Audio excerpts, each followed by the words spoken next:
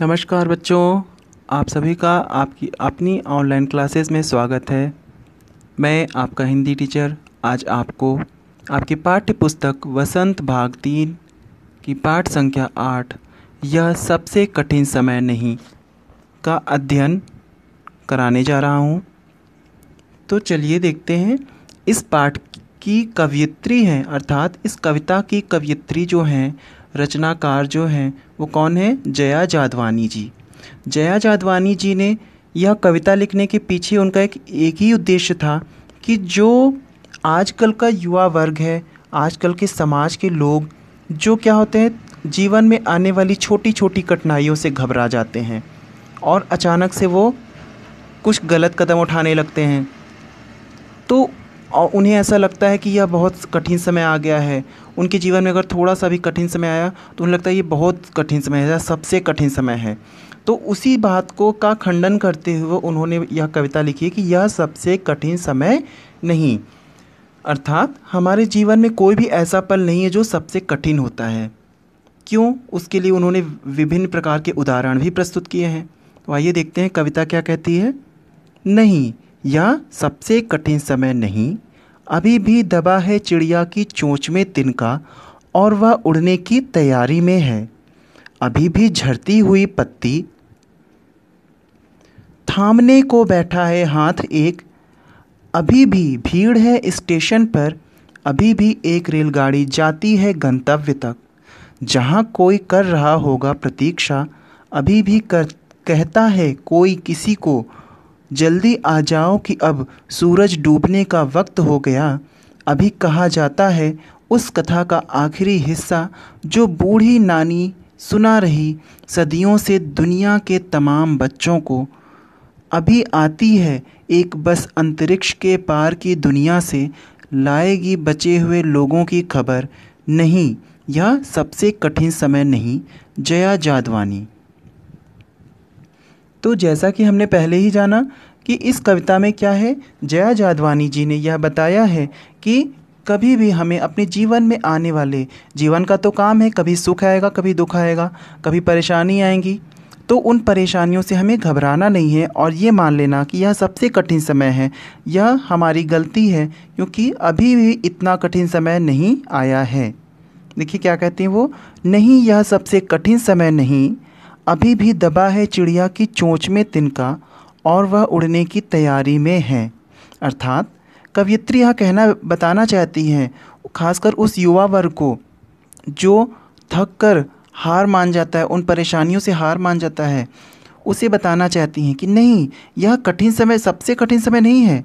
अभी भी क्या है, अभी भी उम्मीद की बहुत सी रोशनी बाकी है। अर्थात क्यों? क्योंकि अभी भी दबा है चिड़िया की चोंच में तिनका और वह उड़ने की तैयारी में है। वो उदाहरण देती हैं कि अभी भी वो छोटी सी चिड़िया जो अपना घोंसला बनाने के लिए लाखों तिनके इकट्ठा करती है, वो अभी भी क्या कर रही है, वो अभी भी हिम्मत नहीं हारी है। वह अभी भी अपनी चोंच में तिनका दबाए उड़ने की तैयारी में है और उड़कर कहाँ जाएगी?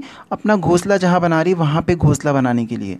तो इस तरह से वो बताती हैं कि अभी भी वो छोटी सी चिड़िया जिसने अभी हिम्मत नहीं हारी, वो अभी पहले जैसे घोंसला बनाती थी वैसे ही अभी भी वह लाखों तिनके इकट्ठा कर रही है अपने घोंसले बनाने के लिए। तो इसलिए हमें भी हार मानने की ज़रूरत नहीं है।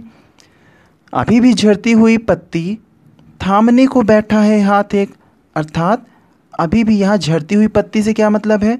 यहाँ पे झड़ती हुई पत्ती से तात्पर्य उन लोगों से है जो अपने लक्ष्य की ओर बढ़ते समय डगमगा जाते हैं, घबरा जाते हैं, उन्हें और संभल नहीं पाते हैं। उन्हें थामने के लिए, उन्हें सहारा देने के लिए उनके अपनों के हाथ, अर्थात अभी भी बहुत से ऐसे हाथ हैं जो आपको आपके लक्ष्य पर बढ़ते समय जब आप घबरा जाते हो तो आपको थामने के लिए, आपको सहारा देने के लिए करोड़ों हाथ तैयार, बहुत से हाथ तैयार बैठे हैं।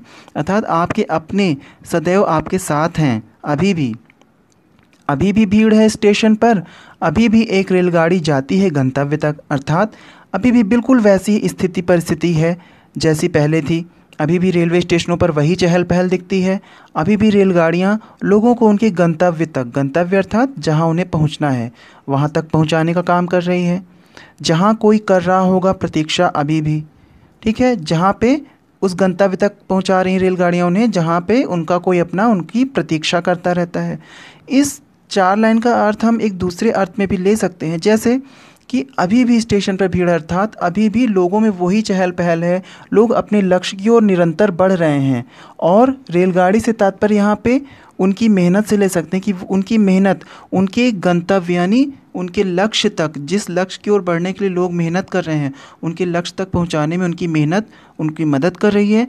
और उनके जहाँ उन्हें पहुँचना है वहाँ पे कौन उनका वेट कर रहा है, उनका लक्ष्य, उनकी उनकी सफलता वहाँ पर उन्हें उनकी प्रतीक्षा कर रही है। अभी भी कहता है कोई किसी को, जल्दी आ जाओ कि अब सूरज डूबने का वक्त हो गया। ठीक, अभी भी क्या है, लोगों में वही अपनापन है, वही लगाव है, लोगों में अपनों के प्रति वही चिंता का भाव है। यदि कोई व्यक्ति शाम को देर होती है सूरज डूबने के बाद, तो घर पे बैठा व्यक्ति उस बाहर गए व्यक्ति की अभी भी उसी तरह से चिंता करता है जैसे पहले करता था। सूरज डूबने का वक्त हो गया। अभी कहा जाता है उस कहानी का आखिरी हिस्सा जो बूढ़ी नानी सुना रही सदियों से दुनिया के तमाम बच्चों को, अर्थात अभी भी बूढ़ी नानी और दादी अब दुनिया के तमाम बच्चों को उसी तरह से वही परियों की, राजा रानियों की कहानियाँ सुना रही हैं। और बच्चे बड़े ही चाव से उनको अभी भी सुनते हैं। अर्थात समय बिल्कुल भी बदला नहीं है, अभी भी वैसा ही चल रहा है। अभी आती है एक बस अंतरिक्ष के पार की दुनिया से, लाएगी बचे हुए लोगों की खबर। नहीं, यह सबसे कठिन समय नहीं। अर्थात अभी भी अंतरिक्ष पार की खबरें आती होंगी, अर्थात लोगों के मन में अभी भी वही उत्सुकता, दूसरे ग्रह के बारे में जानने की, दूसरी दुनिया के लोगों के बारे में जानने की वही उत्सुकता अभी भी लोगों के मन में व्याप्त है। और हर पल, हर नए क्षण हमें एक नई जानकारी अभी भी प्राप्त हो रही है। अर्थात समय इतना कठिन भी नहीं आया है जितना हम सोच रहे हैं। इसलिए हमें घबराने की ज़रूरत नहीं है, क्योंकि यह सबसे कठिन समय नहीं है। बस ज़रूरत क्या है, हिम्मत रखने की। तो आज का समय भी यही है। आज भी हमें कोरोना जैसी बीमारी फैली है, उससे बचने के लिए हमें क्या करना चाहिए, हिम्मत की ज़रूरत है। तो ये मान लेना कि बहुत कठिन समय आ गया है, ये कवित्री के अनुसार बहुत गलत है, और वाकई में ये गलत है। इसलिए अभी यह सबसे कठिन समय नहीं है, ज़रूरत है एक हिम्मत की। तो अगले वीडियो में फिर मिलते हैं, तब तक के लिए धन्यवाद।